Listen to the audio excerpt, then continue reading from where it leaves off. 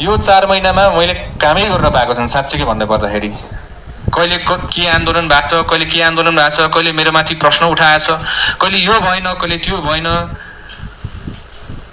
हरेकचोटि केही न केही भएको छ क्या। मैले कामै राम्रोसित गर्नु पाएको छैन। मैले नीति योजनाहरू बनाउने कति कामहरू छ जुन चाहिँ मैले गर्नुपर्ने छ। तर हरेक नागरिक मेरो ढोकामा आउँदै गर्दा ढकढकै गर्दाखेरि आँसु झार्दै गर्दाखेरि त्यो पनि त मेरो कर्तव्य त हो नि त। त्यसमा नि मैले त केही न केही त हेर्नु पऱ्यो नि त। त्यसकै लागि तपाईँहरूले जिताएर पठाइदिनु भएको हामीलाई, त्यही भएर रिप्रेजेन्ट गरेर पठाउनु भएको। त्यो इज्जत पनि धान्नु छ। फेरि जेनजीको नेताले सुनेन भनेर फेरि हाम्रो सबैजना जेनेरेसनलाई धिक्कारलाई फेरि त्यो इज्जत त धान्नु पऱ्यो नि त। कस्तो कस्तो खतरा नेता पठाएको छ ल हाम्रो आजकलका युवाहरूले, कस्तो खतरा मान्छे पठाएको छ त नेतामा।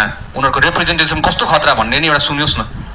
सदनमा बोल्दै गर्दाखेरि जहिले पनि तपाईँले देख्नुहुन्छ म मनबाट मात्रै बोल्छु, धेरै भूमिका बाँध्दिनँ, मन पनि पर्दैन।